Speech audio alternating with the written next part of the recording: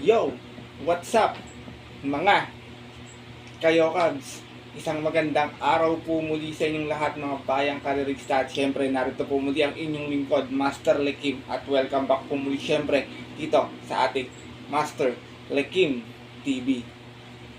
Bago ko po simulan tong ating video ngayong araw bayang karerista, make sure na dapat nakalike na po tayo at nakasubscribe. Pakita rin po yung notification bell or bell icon dyan sa baba kung hindi ka pa naka-subscribe sa ating YouTube channel para always ka maging updated sa mga susunod ko pong mga i-upload na video. Maraming salamat sa suporta, bayang karerista. At ngayong araw, syempre, meron po tayong muling konting silip giya.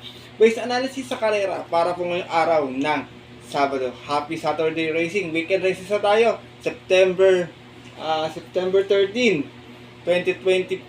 Dito pa rin syempre sa Metro Turf Malbar, Batangas. At meron po sila niyandang 7 races na magsisimula po sa ganap na alas 4 ng hapon. Makatulong sana sa ating konting silip at giya. Makadihado tayo, makachamba tayo ng yummy dividends sa kahit DD1 man lang mga bayang karerista. Na syempre hindi ko na rin papatagalin agad to bayang karerista at tara. Puntahan natin agad dyan. Matapos lamang po yung ating may click intro. Kaya let's go. Mga Kayokabs.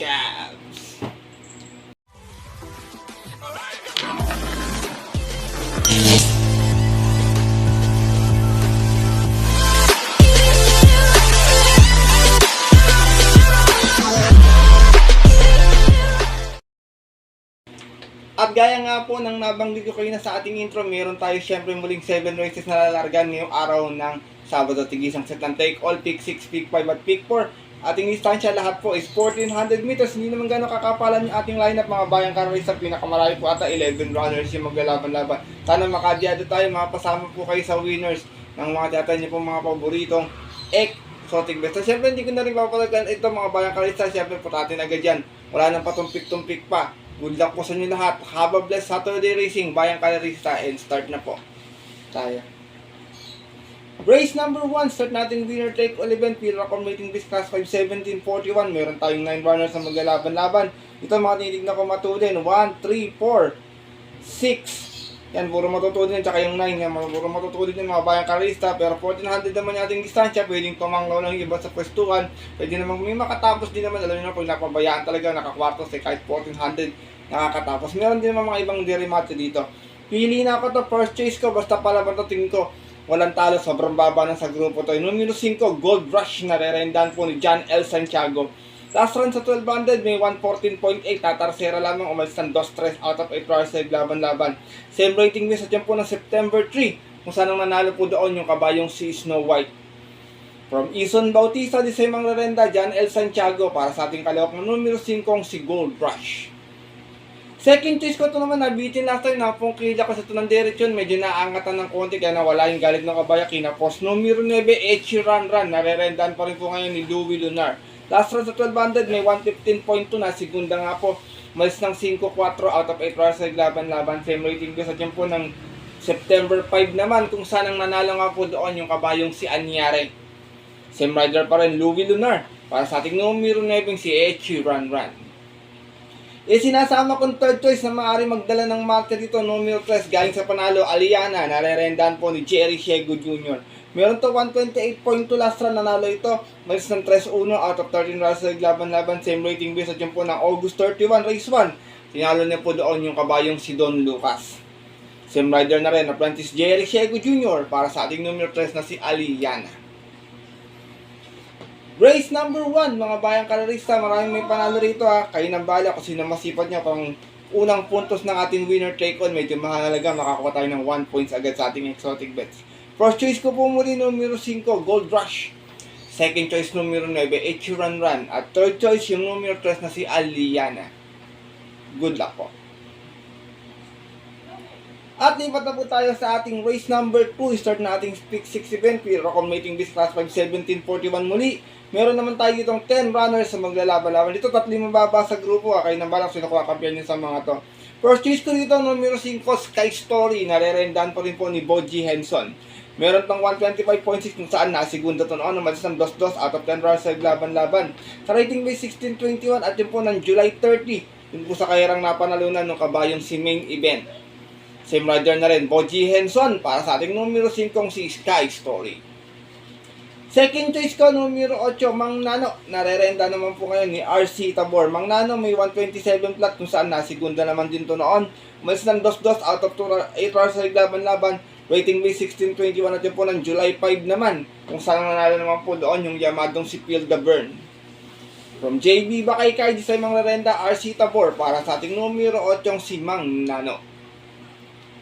Sinasama kong third choice, Lone Grey Galloper, numero 10, Isla Puting Bato. Narerendahan pa rin po ni Allison Pabilik. Ito naman may 128 plat na sa 1400. Nanalo ito.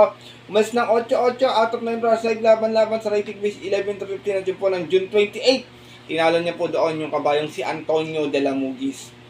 Same rider na rin, Allison Pabilik para sa ating numero 10 na si Isla Puting Bato.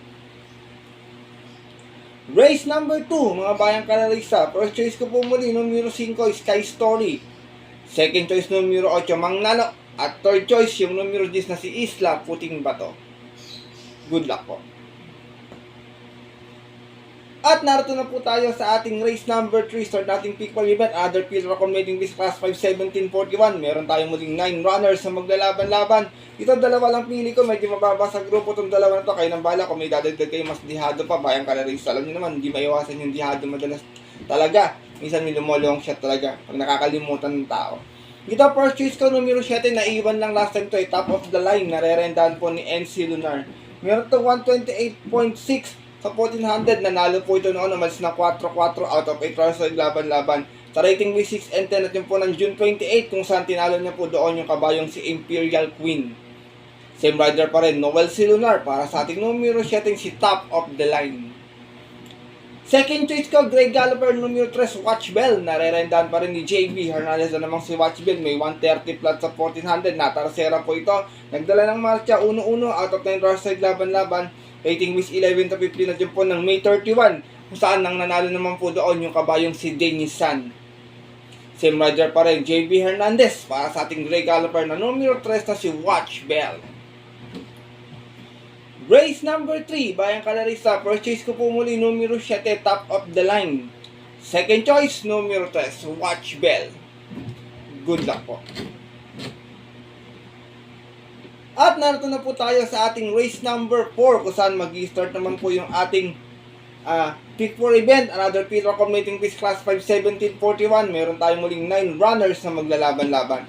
Dito mga bayang karalista, pwede nyo soloin to kung gusto nyo. Pero one for the day ko na rin to. Sigurado ako medyo ano lang to nakaraan na sa pacing style. Itong grupo na to para sa kakin tingin ko under niya. Kasi soloin ko na lang mga bayang karalista. Numero 3, Don Lucas, narerenda ni Allison Pabilik.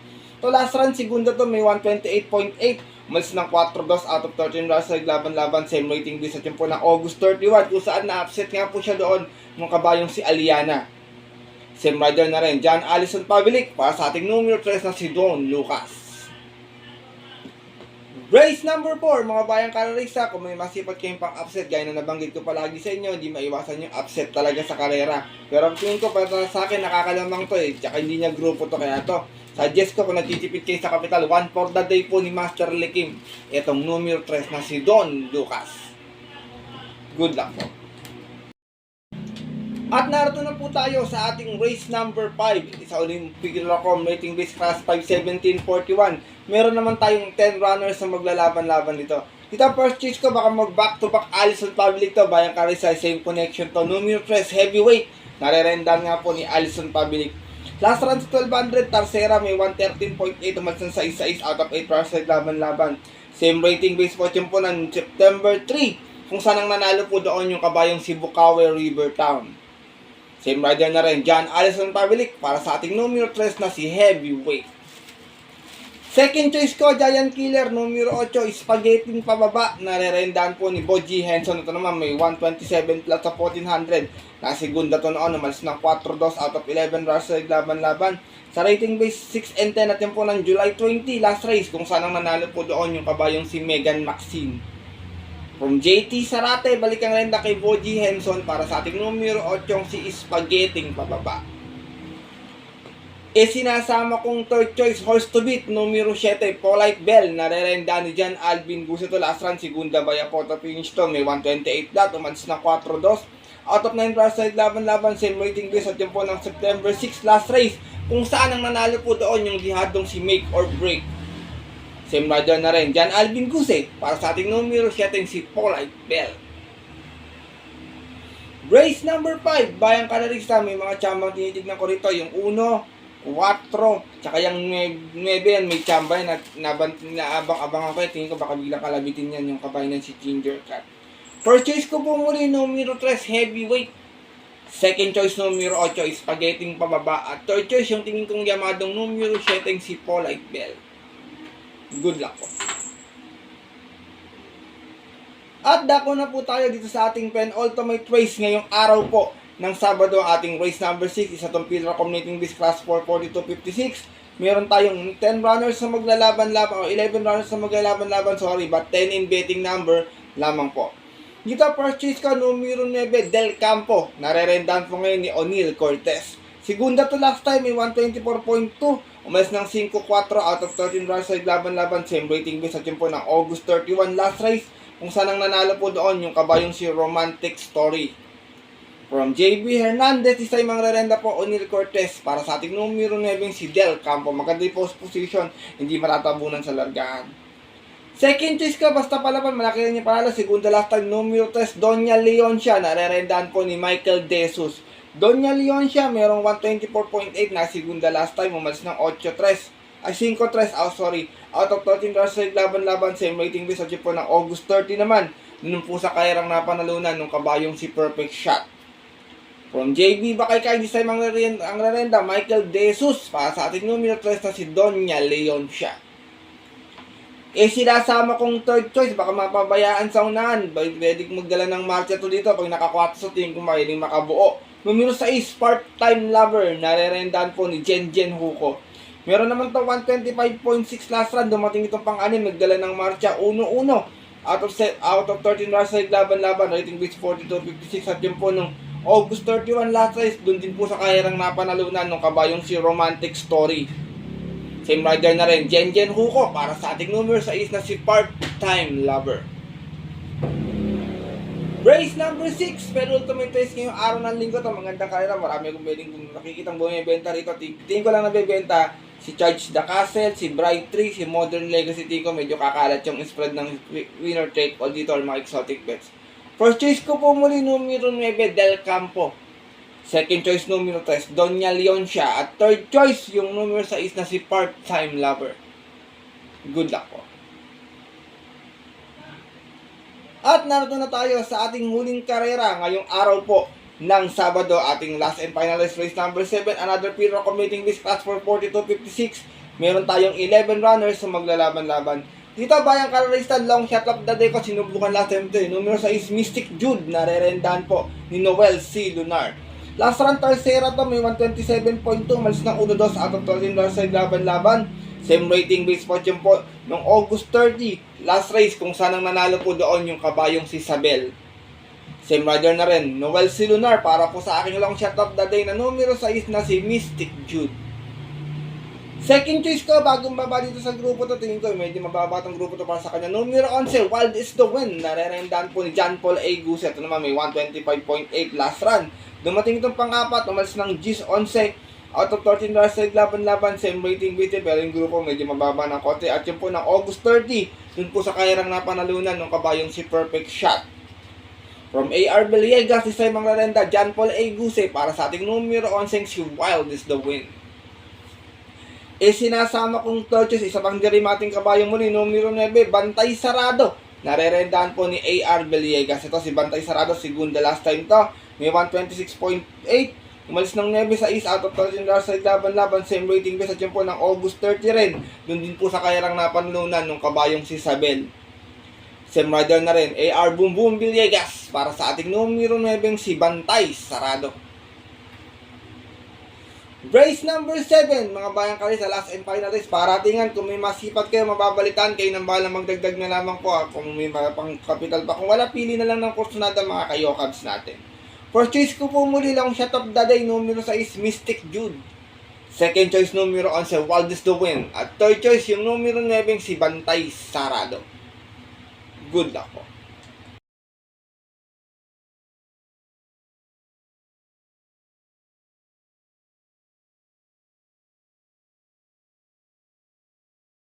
At yun po mga bayang kalarista at ng ating mga kayokabs ay natapos na itong ating video nating konting silip at giya ngayong araw ng Sabado na sana po makatulong po sa inyong diskarte at parang na pwede niyo pong gawing guide to kung gusto na doon yung ating mga giya. Kung hindi po, pwede huwag niyo na lang pong pansinin doon o hindi niyo huwag niyo kunin. Skip niyo na lang para di po maabala yung diskarte bayang kalarista. Dahil sariling aral ko lamang po ito puro at opinion po sa karera. Pagdating po ng tayaan sa takilya, siyempre mas mananay ko yung sarili niyo pong napupusat kusunada and always mga bayang kalarista, kayo pa rin siyempre yung masusunod. Good luck po muli sa inyo lahat and have a blessed Saturday racing. Muli ako po yung nagpapasalamat sa inyong walang sawang pagtutok, pagsubaybay, pagsuporta at pagtiwala palagi dito sa ating Master Likim TV. At sana po mabigaw kayo mga magandang giya sa susunod mga dating pa mga karera. Lalo pag bukas na ating bagong karerahan mga bayan kalarista, sana makadihado po tayo agad doon. Kaya muli, maraming salamat po sa inyo lahat. God bless mga kayokabs natin dyan. At yun po, hanggang dito na lamang po tayo muli mga bayang kalarista. At syempre, kinasusod ko pong upload ng video. Ito po muli ng lingkod, Master Likim, na always po nagsasabi sa inyo at nagpapaalala na ang karera po dapat po libangan lamang ito tiyamba na talagang tapatan lang. Minsan swerte, minsan malas. Pero pag pinibigyan tayo syempre, huwag natin kalimutan magpasalamat at tumulong sa ating kapwa. Kahit sa simpleng pamamaraan lamang, ika nga, share your blessings bayang kalarista. Good luck po muli and happy racing sa mga pupunta po ng mga pabito nilang off-track betting station. 4 PM ang ating start time. Stay safe everyone po sa inyo lahat. God bless bayang kalarista. Lalo na sa mga solido ditong biyadistang kagaya kong mga kayo.